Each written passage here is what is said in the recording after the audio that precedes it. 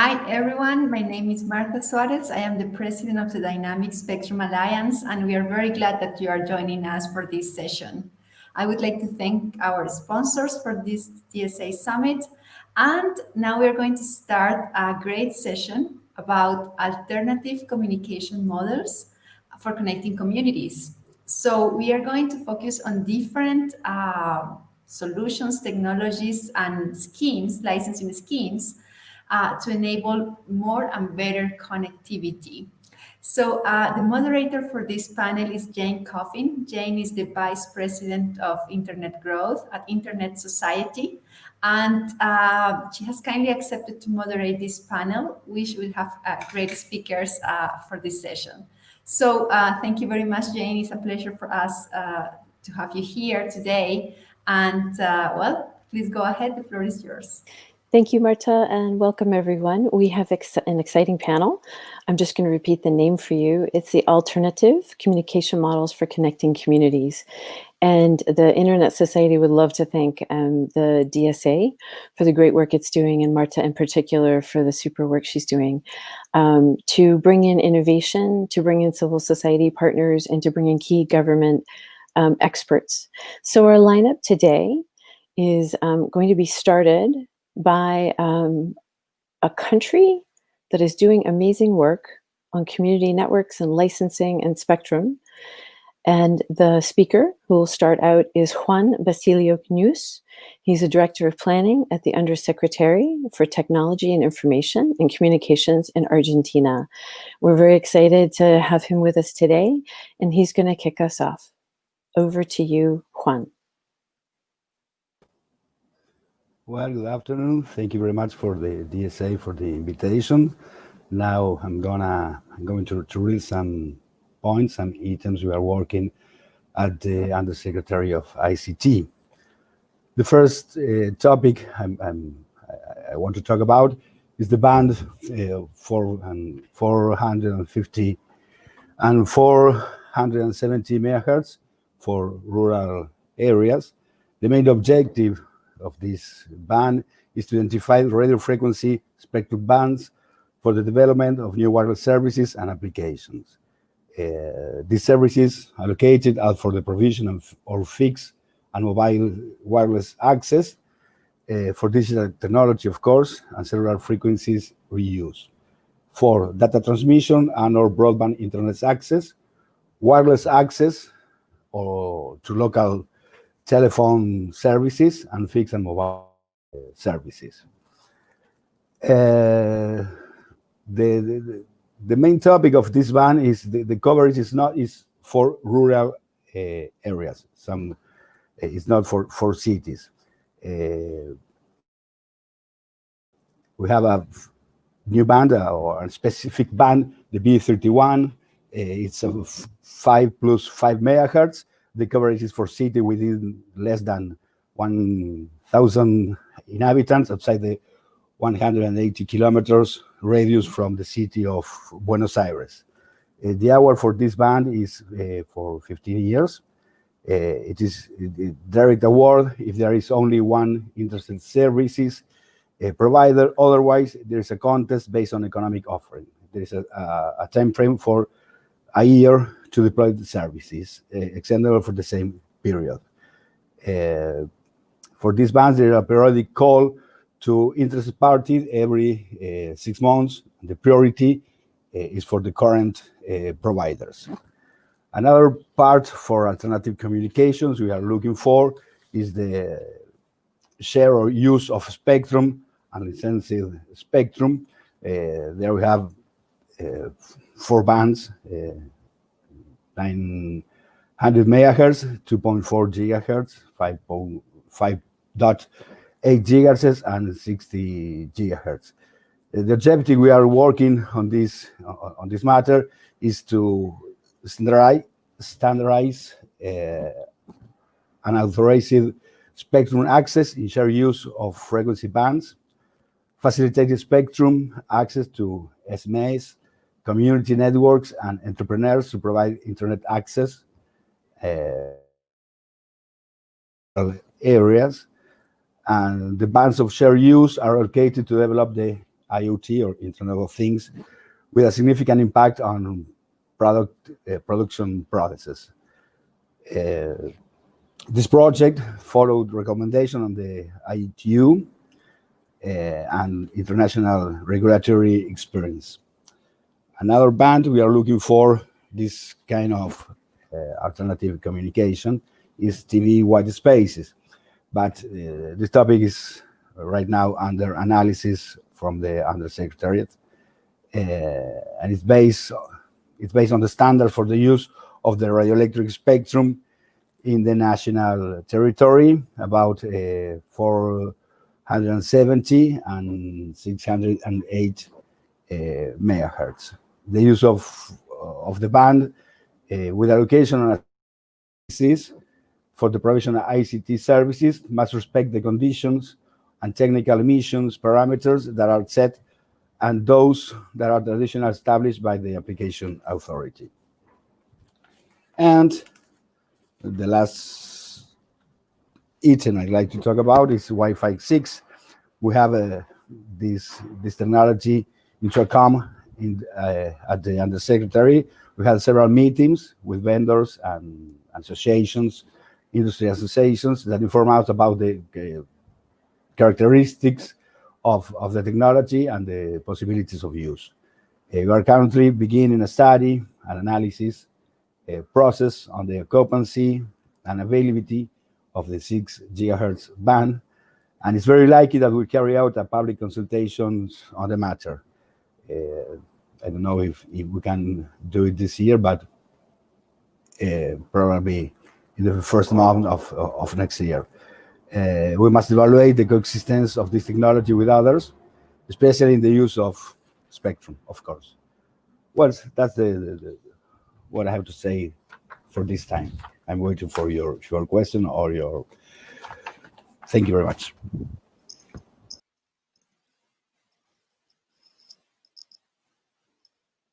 Thank you very much, Juan. We appreciate that great data on the work that Argentina is doing and the spectrum bands, both with shared use and secondary use. And we're very excited to hear that there may be public consultations either this year or next year. And we were super excited to hear about community networks as something that you factored into your equation when you're working on spectrum planning. So thank you so much. Our next speaker is Nathalia Foditsch. Nathalia is with the Alliance for an Affordable Internet. She's a senior policy and regulatory specialist. Nathalia, over to you. Thank you so much, Jane. Thank you, DSA, for the invitation. It's really a pleasure for us to have the chance of talking to you about this important issue. I think the topic of the panel has a lot to do with what we are currently advocating, which is the concept of meaningful connectivity. By that, we mean that people should be able to access the internet every day through an appropriate device, which is a minimum of a smartphone with unlimited data, which we all know it's a problem in many countries and for many people that have access but with very limited data, and also with speeds that allow them to really get the full benefits of this connection.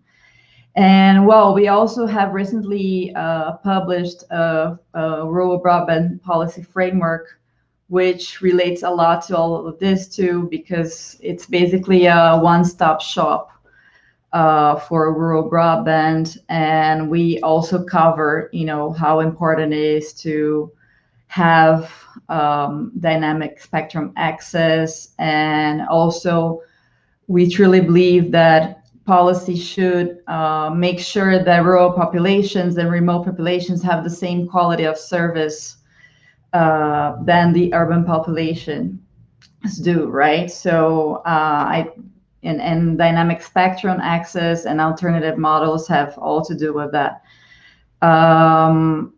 We know that one important aspect is having appropriate policy and regulatory framework. So and rural connectivity, the wireless backhaul really requires cost-effective solutions, and a lot of times dynamic spectrum access can be part of these solutions, right? So we have seen that not many countries have implemented dynamic spectrum sharing regulations, but the US, UK, Colombia, South Africa, Mozambique have done. Other countries are still discussing it, like Nigeria, Kenya, Uganda. And this really is an important step on this whole debate. We also know that a good strategy will be, for example, to allocate spectrum to smaller regions or IMT spectrum dynamically and secondary use, which is also not something that is allowed by all regulatory frameworks. We have seen lately some great examples of how governments can help community networks, for example, through their improvements in their policies and regulations. In Mexico, last year in 2019, we have seen a good outcome of something that was challenged by civil society groups when they have the national regulator was challenged because they still wanted to charge spectrum fees on even when it's used for social purposes. And well, it's good to hear that similar things are happening too in Argentina and other places. I think in terms of other challenges, one thing is it takes a lot of time for these debates to happen in general. So for example, in Brazil, TV white spaces regulations have been debated for more or less 10 years, which is a lot of time, a long time. This could be, you know, of course it does demand time and effort and engagement, but 10 years is a long time. So that's one of the problems. Other types of innovative licensing, it's also something that it's not always understood by regulators because a lot of times there is a lack of understanding and an expectation and rumors that of interference and the fact that some of these technologies will hamper quality of service. But we know that these technologies have also been evolving, and that's not always the case. So regulators should also be aware of that. The reliability of the service too is one thing that is a lot of time questions by regulators, but this should be, should be clarified more often. And well, I'm sure we're going to have more time to discuss other aspects, but these are some introductory remarks that I have. Thank you. Thank you very much, Nathalia. And it's great to have you here from the civil society side of the equation. It's so important to have a variety of different stakeholders involved in formulating policy and looking at alternative ways to connect people. And another government speaker that we have on our agenda here today with our panel is Alessandra Lustrati. Alessandra is the head of digital development for the Foreign Commonwealth and Development Office in the United Kingdom. She's a good friend of alternative connectivity and digital inclusion. Alessandra, over to you. Thank you so much, Jane, for the introduction, and also many thanks to the DSA for inviting me to contribute today. And I'm really delighted to join the colleagues on this roundtable. So the topic of this global summit, a new spectrum mindset, really resonates with our approach in FCDO, as we think it's really fundamental to look at different alternative or complementary models and approaches in managing scarce resources like spectrum to ensure that we spread widely the benefits of communication, that we help to close the digital gap, and that we support inclusive growth together. So for this session, I thought it would be useful to share a little bit about the recent work of the UK government on digital development to help frame in the promotion of alternative communication models to connect communities, in a slightly wider context. I'll give you a whistle-stop tour of the why, the what, and the how we work in this area. So first of all, why do we work on digital development? Well, because evidence shows that digital technologies are a key enabler of inclusive economic growth and of social development, and have become even more critical, actually vital, in the COVID-19 context. However, the digital divide, especially in the developing world, but also in quite a few emerging markets, is still significant. If you think about the latest data from ITU, we know that about half of the population of the world is still offline, which is quite serious. So there's a high risk of underserved populations being left totally behind. Additionally, the use of digital in development interventions significantly amplifies and accelerates impact, leading to better value for money in using public resources to achieve the Sustainable Development Goals. And then what are we trying to achieve through digital development? Well, essentially, we want to make sure that no one is left behind in a digital world, that our partner countries are able to embrace digital technologies for their own sustainable development, and that any form of digital engagement is done in a safe and responsible manner. This is why we focus on three main policy objectives: digital inclusion, which is about catalyzing affordable connectivity, digital literacy and skills, locally relevant digital content, and digital services for underserved communities, with a strong focus on the most disadvantaged, like remote rural populations, women and girls, people living with disabilities. And then digital transformation, which for us is about the broader processes of adoption of digital technologies in the economy and society of partner countries, and the development of government digital services. And finally, responsible digital, which is about the promotion of a safe and secure digital environment with a focus on open and transparent digital governance, data responsibility, and safeguarding against privacy risks and online harms. And then how do we promote digital development? We work on policy development in the three priority areas, which I've just mentioned: inclusion, transformation, and responsibility, currently informing the definition of a new FCDO digital strategy as a successor to the former Department for International Development Digital Strategy 2018-20. And importantly, through programming, through practical actions, our focus is on providing technical assistance and capacity building on enablers and models of digital development, rather than investing directly in technology or infrastructure, adopting agile and blended delivery models to be responsive in a very rapidly evolving context. From our wide portfolio, let me just highlight three flagship programs. First of all, the Digital Access Program, which is a Prosperity Fund FCDO partnership with DCMS, our digital department, supporting digital inclusion, cybersecurity capacity building, and digital entrepreneurship for social impact in Kenya, Nigeria, South Africa, Brazil, and Indonesia.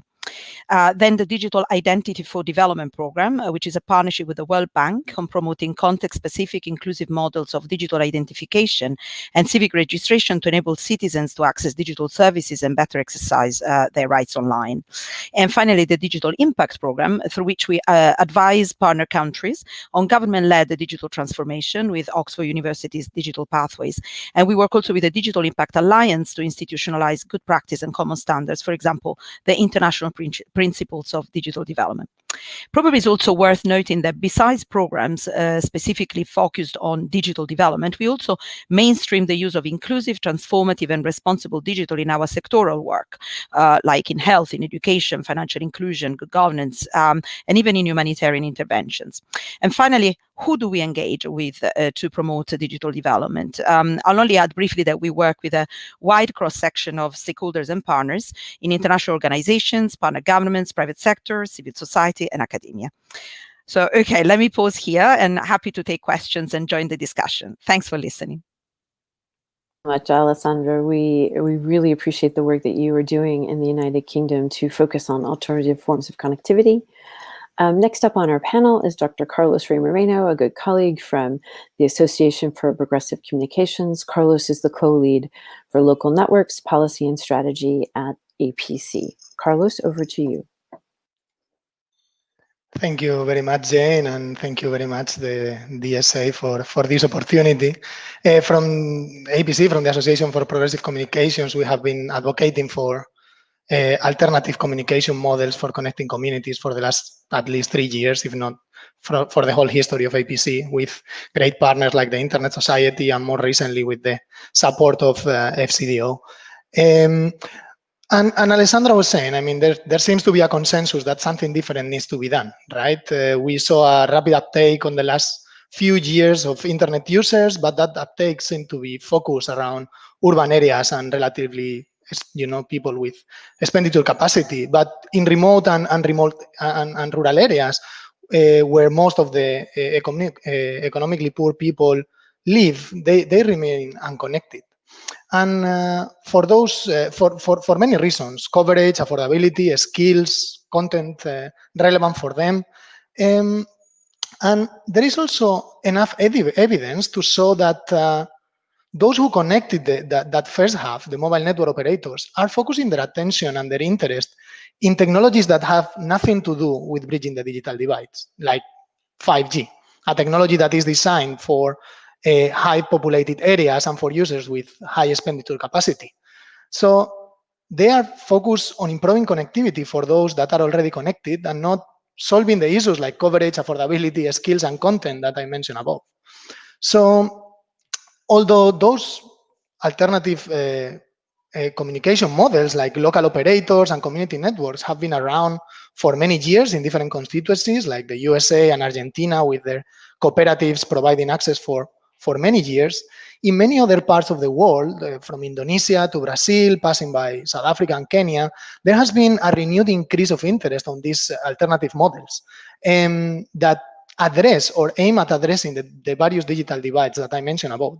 In a research that APC conducted and published last year, we reviewed 16 of these community-owned initiatives across the Global South and gathered evidence about how they are increasing coverage in areas where incumbents don't show any interest, while providing more affordable prices, but also by benefiting the community in many ways, from developing local skills as well as the content that is relevant to their users. Just to give an example, in South Africa, Senseleni networks provide uncapped internet in places where unreliable, capped, and affordable mobile internet was available before. The same study shows that these alternative models to thrill, regulatory reform is needed. In the last couple of years, different countries, and notably Argentina among them, have looked about creating a favorable licensing regime for them, so they could, among other things, engage in wholesale backhaul agreements, as Nathalia was pointing out, as well as providing services legally. So, although this is more than welcome, additionally, regulatory interventions are required, especially in relation to spectrum. We see that most community networks are using Wi-Fi. Now, with the list of countries that Nathalia mentioned, and thanks to the work of the Dynamic Spectrum Alliance, most of these networks will be using TV white spaces. But while all of this happens, most of the spectrum for mobile internet that arrive at the handsets of most of the users in these areas, and that is especially designed for sparsely populated areas, remains either unassigned or in most cases line fallow, because those operators have national agreements but do not have any incentive to provide connectivity in rural areas. Small operators and community networks could benefit thousands of people if were given the chance to operate that spectrum. In one of the most famous examples, in Mexico, Tecnologías Indígenas Comunitarias has facilitated 17 community cellular networks, providing mobile voice and mobile data to communities in Oaxaca, in Mexico. There are examples in Colombia, in the Democratic Republic of Congo, and most recently, the Department of Science and Technology from the Philippines has announced to support the deployment of community cellular networks in 10 remote regions. In more recent news, last year, we saw from Ofcom, the UK regulator, their local access and shared access spectrum licenses to make a spectrum that is not used by anyone, including operators who have it in rural areas, to smaller players. And we are starting to see examples for this spectrum sharing approach in mobile broadband spectrum taking places in other countries, like in Colombia, the National Spectrum Agency, in the draft for Spectrum Policy 2020 to 2024, includes a clause to develop a spectrum sharing agreement, spectrum sharing schemes for community networks in 2021. In South Africa, in the much-awaited invitation to apply for a spectrum that was released last month or earlier this month, ICASA included a clause for a spectrum to be, or for operators to be compelled to share their spectrum if they don't use it in a period of time. Interestingly, we just heard from Argentina that is looking into doing something similar as well. So while we see a lot of progress in community networks and in creating a favorable regime for them, especially around a spectrum, more regulators should follow the leads of these countries and find ways of sharing that spectrum. So those interested in closing the usage gap by providing affordable access and locally relevant content, such as community networks, could do that in a more sustainable way. Thank you very much. Thank you very much, Carlos, and thank you for the great work that A4AI is doing. We're going to now have a panel discussion. And if you're joining us for the first time, this is the panel on alternative communication models for connecting communities. We're very appreciative to DSA for providing some structure so that we could have this panel, because it's very important to hear from our government colleagues and from civil society, key stakeholders in the debate on alternative communication models, to see where we can connect the unconnected, provide more spectrum availability through shared use, secondary use, or direct allocations. And I'd just like to thank again our panelists, Juan Gnius, who's with the Director of Planning at the Undersecretary for ICT in Argentina, Nathalia Foditsch, who's with A4AI, Alessandra Lustrati, who's with the Foreign Commonwealth and Development Office, FCDO, at the United Kingdom, and Dr. Carlos Rey-Moreno, who is with the Association for Progressive Communications. So we're going to ask some questions of our panelists based on the great introductions that they've given us. And Juan, I'm going to start with you. The question I have for you is, could you give us some more information about whether or not there's more ongoing pre-work or projects for new regulations in terms of spectrum management in Argentina?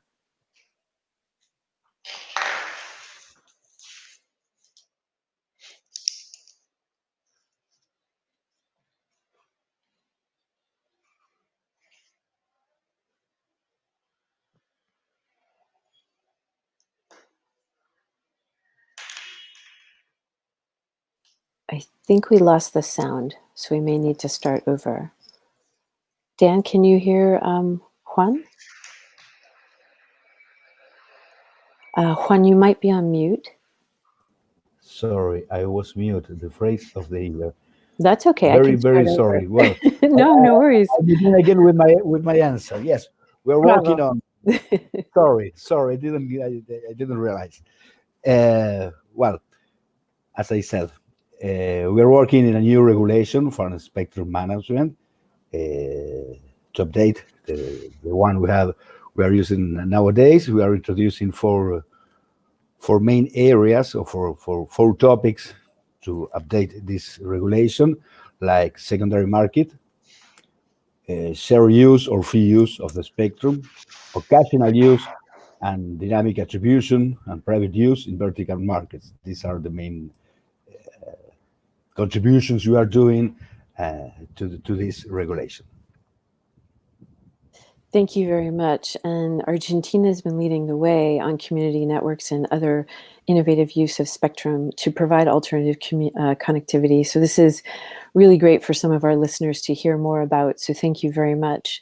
And the next question I'm going to ask of Nathalia, following on from the points that Juan is making about the work that's going on from the regulatory perspective and the policy side in Argentina, you had mentioned some policy and regulatory challenges that A4AI is seeing. Can you choose one and give us a more detailed explanation of what that might be, so some of our listeners can hear a bit more about what you're seeing?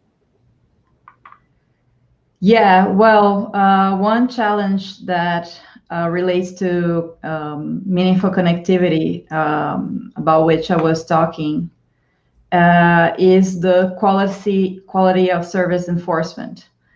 Because a lot of times we do have coverage, and then operators do say that they cover a certain area. However, either the service is not really working properly, or the amount of the speed or the quality of the service that they are offering and that is required through regulation is not really being forced. So one of the main challenges, I think it's gonna be, regardless of the technology, is quality of service and enforcement of that. Thank you for that. That actually is a very interesting topic, and one that many people are looking at, whether that's light touch, medium touch, heavier regulation to allow those alternative forms of connectivity to exist. Alessandra, you've given us a brief overview of the FCDO's digital development policy and programming. Along the same lines as Juan and Nathalia, can you give us an example of how you're working specifically on issues like inclusive connectivity for better, obviously for better inclusion, but also for some of the alternative connectivity models we've been talking about a bit here today? And if you could look at it from the systemic level by trying to improve the relevant enablers. I was muted as well. Sure. Thank you so much, Jane. Great question. So, I think the best example in this case could be through the Digital Access Program, where we address the foundational elements of digital inclusion, as Carlos listed very well earlier on: digital literacy and skills, locally relevant digital content, digital services, but then most importantly, I would say, inclusive connectivity, both from the perspective of enablers and models. So you asked about enablers, and for us, it's very much about creating the most conducive, enabling environment for digital inclusion to happen. So, for example, we have provided actually specialized TA support or technical assistance support to Nigeria on their national broadband plan, on their right-of-way regulation administration, to Kenya on their new national ICT plan, making sure that it has a really strong digital inclusion lens. And we tend to sign MOUs with the telecom regulators in our partner countries. Recently, we're very pleased to have just signed an MOU with Anatel, the telecom regulator in Brazil, to agree on those areas where it's recognized that we can add value from our side as a development organizations in supporting basically the improvement of the policy or regulatory framework for inclusive connectivity. A practical example of this, very recent, is from Kenya, where we've been working closely with the Communications Authority of Kenya on regulating for the commercial deployment of TV space last mile technology through designing and funding a field research project with Strathmore University from Kenya for the validation of the model scale up. And we have collaborated with DSA, with Microsoft, with the local TV space company Mawingu Networks on sharing industry experience and best practice on spectrum implications. So the outcome of this is that the regulation has gone through public consultation, is now being considered for final approval, which is great. And what will be the impact? Basically, will enable a more thriving local market for the deployment of a really important technology that is low cost, low energy, works well in difficult terrains in rural areas. So it's critical for digital inclusion. Reflection on this is really the importance of appropriate spectrum management, obviously dynamic management, to enable this type of innovations to enter the market and really help with closing the digital gap. I hope that that makes sense. Thank you. That does make sense. And thank you for the work you're doing. It's really important to see how governments can work very closely together with civil society and others to bring in best practices and others. And Carlos, I'm going to turn to you and ask you, from your experience in working with governments, with stakeholders, what is one of the top questions you're asked about what a community network is? Do they understand? Is it something that's is it something that they're familiar with? Or do you find that when you're working with regulators and policymakers right now, that you have to spend some time explaining what we mean by a community network? Thanks, Jane. Yeah, I think that things are changing. I mean, the fact that Juan is here talking and using the term himself means that even Alessandra, there is a change on that, right? And we see that trend happening all over. But it's true that in many countries, in some of the regulatory training workshops that we've been doing with different regional regulatory associations, you need to take time on doing that, because there seems to be as well a trend that is way much embodied by regulators, whereby only big national operators can provide connectivity, right? And we see that that's changing, and not is changing from the regulator themselves, but that's changing because of the industry. There is more backhaul, there is more fiber, there is more, the cost of the technologies are reducing. In a sentence, the delivery chain, the cost of the delivery chain is much more reduced, and anyone, if has enough, a proper or an enabling regulatory framework, like we do have in the European Union, for instance, could set up a internet service provider with very, very low cost and reduce the cost of connectivity based on, providing local relevant content, whatever it might be. But in most constituencies, especially in Africa, in some countries in Latin America, as well as in Asia, the regulatory regimes are only catering for national big operators. The spectrum clauses, as I was mentioning before, around IMT, only cater for national licenses that they get unused by, 90% of the spectrum of some operators is unused because they only focus where they can make money. So we need to start, there is a change on, there are new actors, there are alternative connectivity models that can provide affordable connectivity with the quality of service that Nathalia was mentioning before.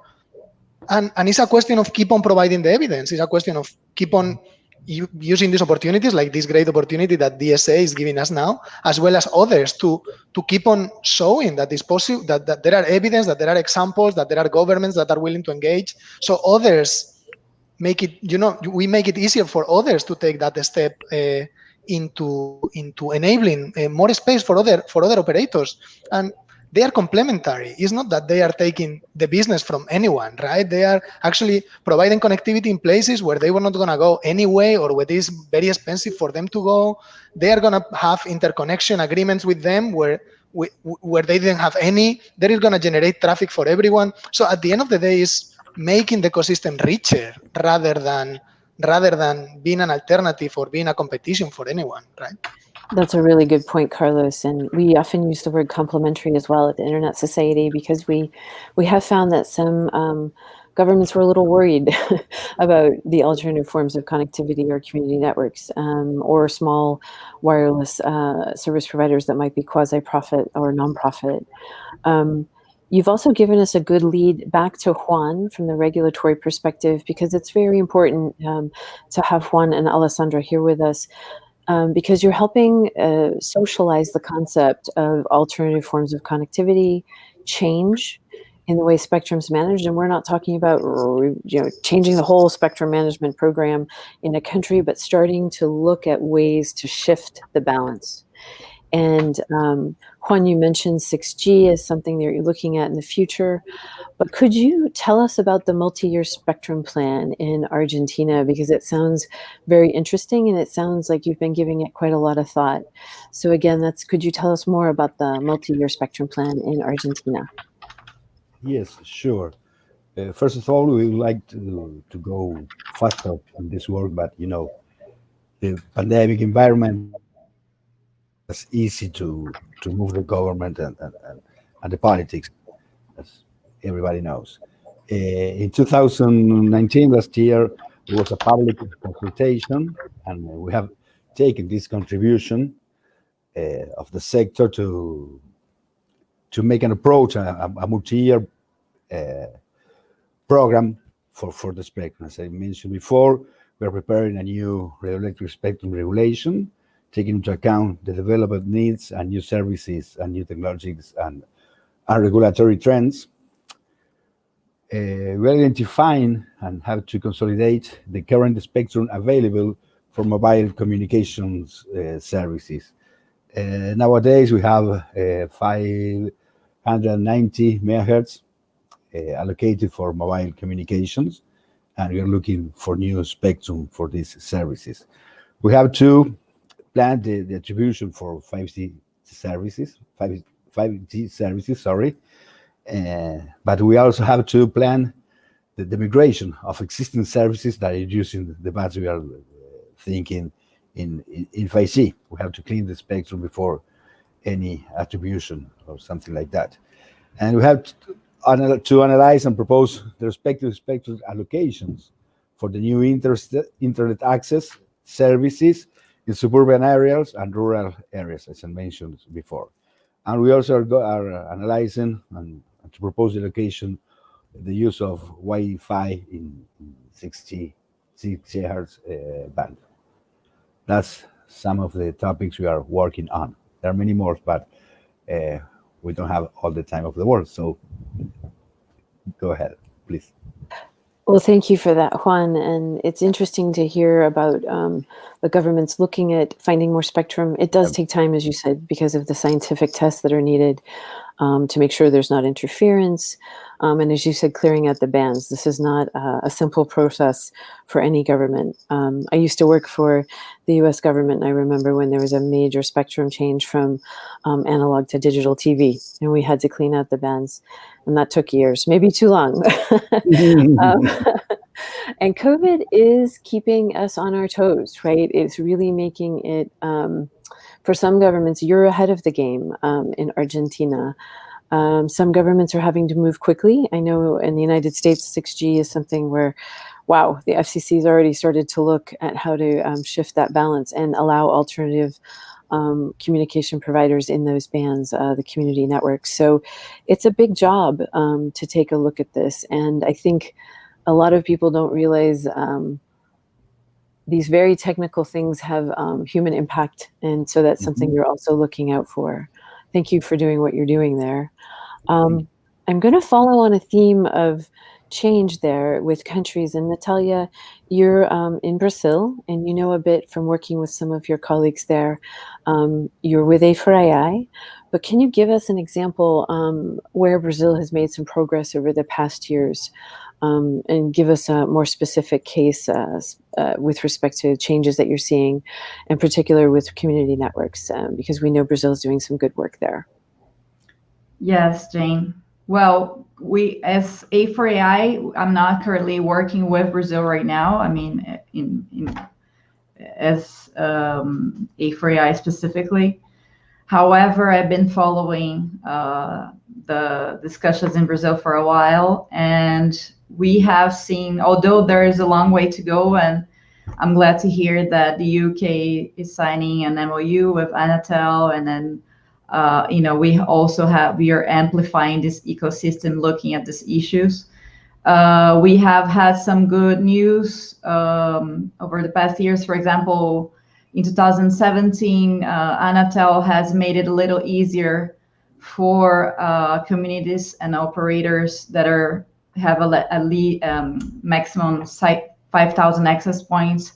And now they don't need a license or authorization anymore. That was, a huge change for these people. Plus, if you're using restricted radiation equipment, you don't need an authorization, right?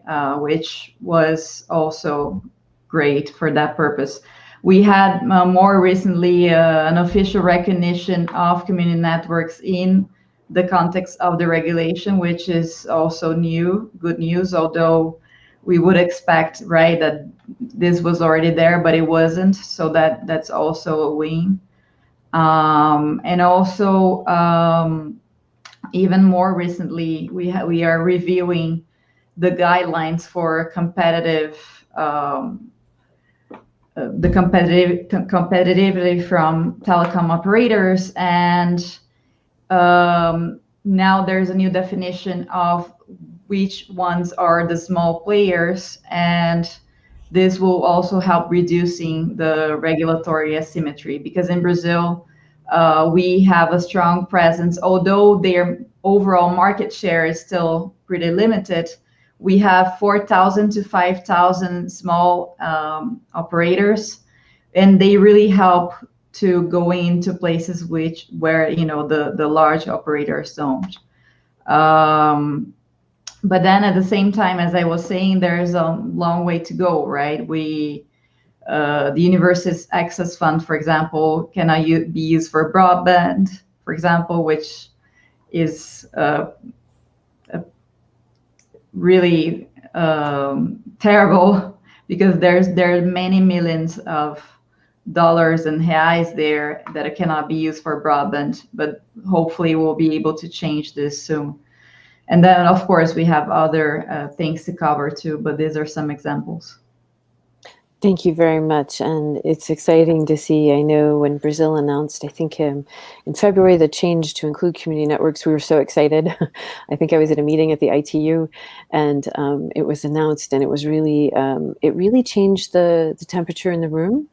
What I mean by that is that other governments started to come up to people like me and Carlos and say, wow, okay, let's talk more. So we're talking more and learning more about what we can do with these alternative forms of connectivity. Alessandra, can you give us an example of the type of inclusive connectivity models you're supporting through the FCDO digital development programming, and why? Because you're doing a lot to help people understand the importance of connectivity through these activities. Thanks so much, Jane. Yeah, great question again.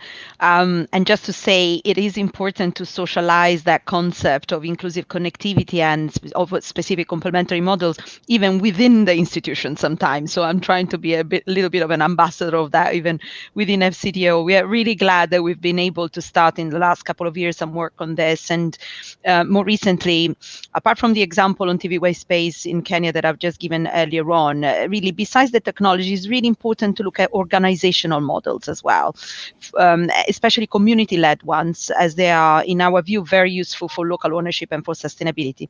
So, for example, we are supporting community networks development as a key complementary model for inclusive, affordable, sustainable, last mile connectivity.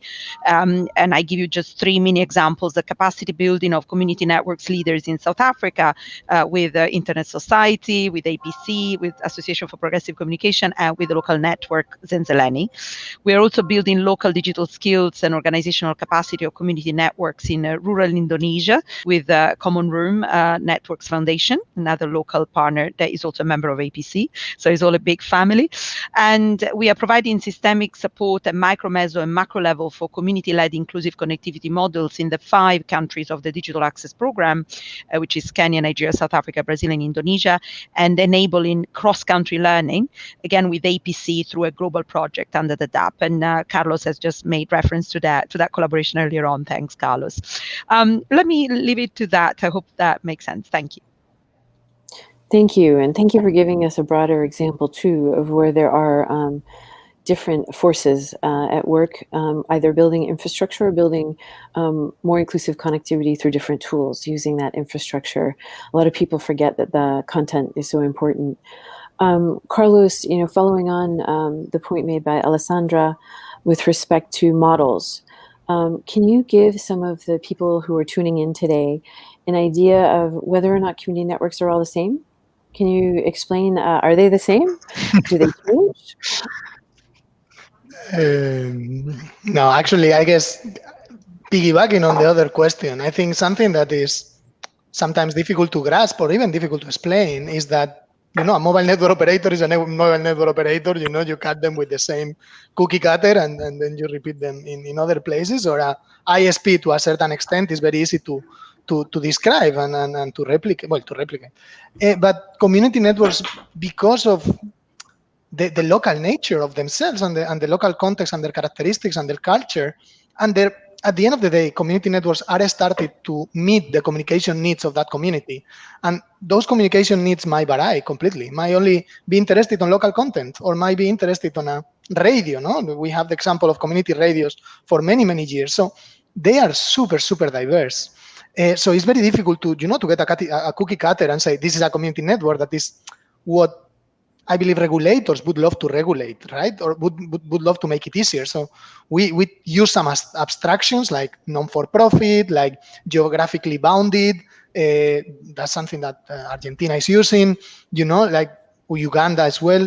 So some of those characteristics can be similar across themselves, right? Or in most cases, although some of them might not be as non-for-profit as others. But what we see around the models and Alessandra mentioned it a bit, this kind of 2-layer, if not 3-layer model, right? Where we can easily differentiate in between what some people may understand or identify with a community network, that is those from the community providing access to themselves, those providing the service and dealing with the issues of the end user directly, which Alessandra refer as micro-level organizations. Those are the more rooted in the community, those that are there to provide the services, to go and check whether the router is on or is off, right? And then we have this other layer that seems to be Common Room. Senseleni has that structure. Tecnologías Indígenas Comunitarias has that structure. Gifinet in Spain. I mean, you see it all over the place where there is this other organization that nurtures and provide the skills and provide that interface with the regulator, interface with the industry, interface with the wholesaler, and so on and so forth. That is what Alessandra referred as meso, that they don't interface with the end user, because the interaction and the intermediation with the end user is much better done locally. But then they are kind of this bridge in between that rurality and how far culturally and in many ways it is from the macro level, from Juan and from others in regulating and creating the broader industry. And that mesh organization, that two-layer structure, is something that might look like more as a cookie cutter than the community network itself, I would say. Thank you for that. That's really helpful, because we found that in some places where we work, I'll be specific, we were in the Republic of Georgia and at a conference with the government and some donors, and someone had come up to me and said, I thought these were all the same. I said, oh gosh, no, every economy is different, every region's different, so the approach will have to be very tailored at the local level. And speaking of meso or meta, we're going to wrap up with one more question each for everyone. And I think it would be really helpful, Juan, going up to that meta level, that if we hear more, just a bit more from you, we noticed that there was a connectivity plan announced by President Alberto Fernandez. Can you give us a little bit more information on what that is? Because it's so important when you have leaders who are framing the connectivity for the country or giving the support to organizations like yours. Yes, sure. Last September, our President Alberto Fernandez presented the National Connectivity Plan to connect, or conectar in Spanish. The plan is, the public investment for this plan is about 500 million in a period from 2020 to 2023. And it has four main pillars of this plan. One of the pillars is the initiation of the construction and development of our third geostationary satellite of ARSAT. We have the ARSAT-1 and the ARSAT-2 now in the space. And within this plan, we are thinking and developing the third satellite of the fleet. It's called ARSAT SG-1, second generation 1. It's a new satellite, a new technological satellite with new technology. It will cover around 2,000 rural homes in Ka band. This is one of the pillars. The other one is the expansion and upgrading of the federal fiber optic network. Nowadays, there are around 34,000 kilometers working or illuminated, as we call, and we are going to extend it in 4,000 more kilometers. And we are upgrading the capacity of this network, this backbone network, by 10. Another part of the plan is an enhancement of the terrestrial digital television. Now we call TDT. We call here in Argentina TDA. We have to recovery. We have to move beyond this digital television, and we are working on this problem. We're talking with many different actors in the ecosystems, but with investment, we will recover 100 digital television transmission stations. And finally, the other part of this plan is the national data center located at ARSAT facilities, where all the data of the National Public Administration is stored. We will be updating these data centers. This will improve the services for all. Thank you very much, Juan. That helps us with the framework, and it's exciting to know that President Fernandez is taking a look at the importance of connectivity. So thank you for that. And another framing would be, Nathalia, could you give us a bit more information about how A4AI works with partners on the ground and what you're doing from a framework perspective yourselves? Because I know you have a broadband framework. Yeah, well, I like the expression that Carlos used of having a richer ecosystem, right? Because that's one of the things that we do is trying to build and foster, not build, but foster this richer ecosystems in different countries. We have national coalitions in different countries in Asia, Africa, and Latin America. And we try to foster debates on policy and regulatory aspects in their local context nationally, bringing different stakeholders to the table, right? So civil society, academics, the government, and policymakers and regulators, and also different parts of the private sector. And we also have technical assistance projects, and in which we help and support countries in developing some of the things we have been discussing here. And also, as you mentioned, and I had mentioned earlier, we have publications in which we create frameworks and studies describing how some of the things we discuss here which things should be in place and what is missing. And also we try to base everything on concrete data that we gather, primary data or secondary data, but it's scientific based data to support the changes we want to see. That's how it works, basically.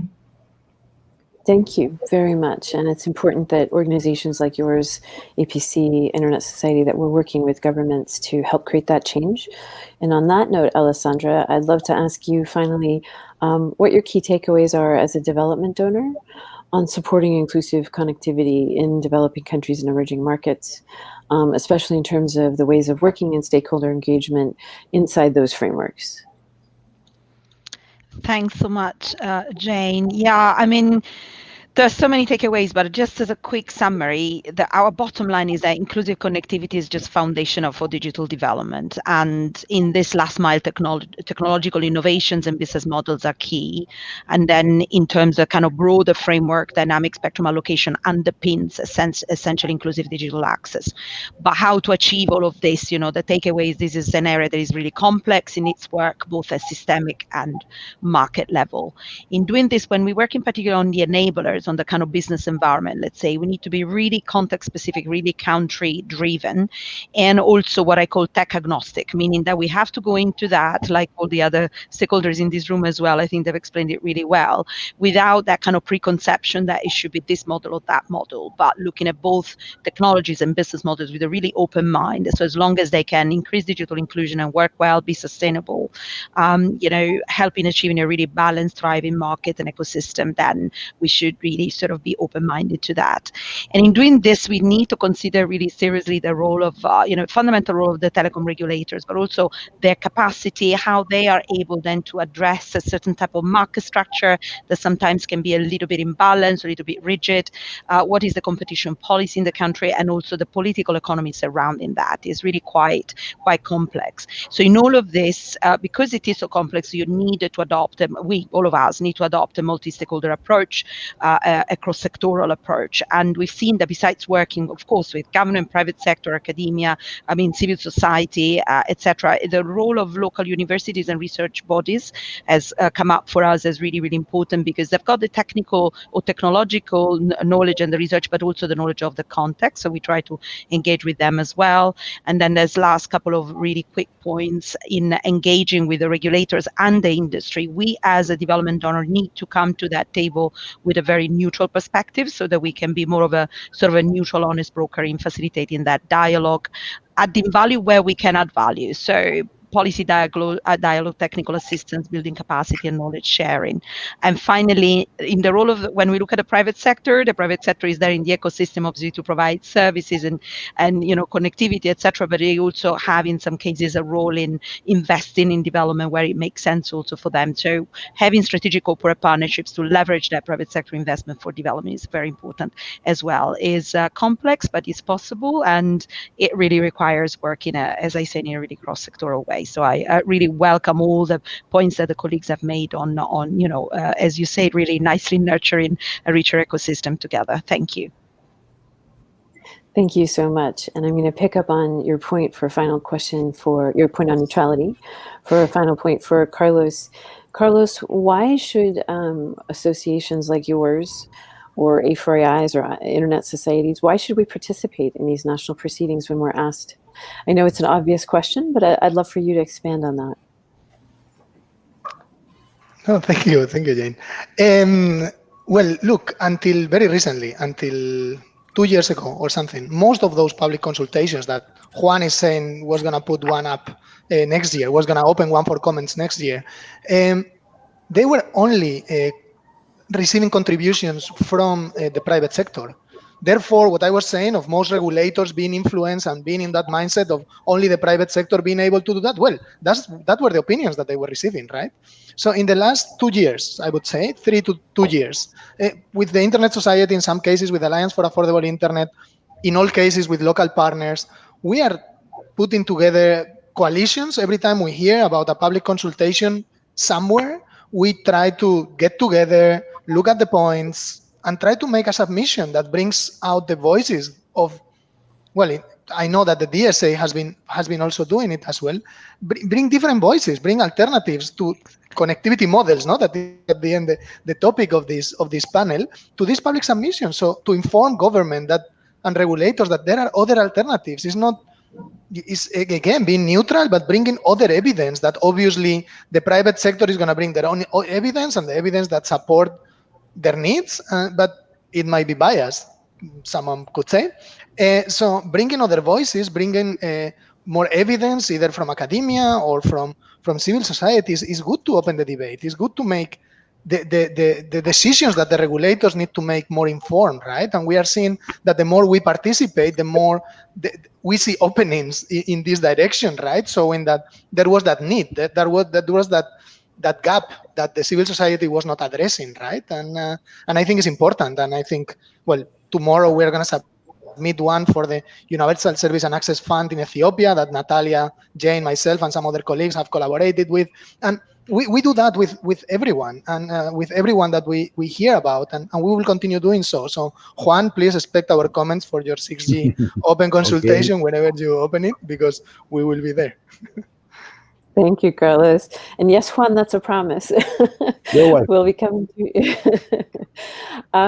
Well, listen, this has been a wonderful panel of experts from government and across civil society. And for those that have joined us, we're closing now. This was the Alternative Communication Models for Connecting Communities, and we were very lucky to have Juan, Nathalia, Alessandra, and Carlos with us. And thank you again to the DSA for the vision to bring a panel like this together so that we can talk about the importance of robust stakeholder engagement to create more connectivity through alternative communications models. And I'm going to turn it back over to our wonderful host, Marta. Thank you very much, Jane, and thank you to all the speakers.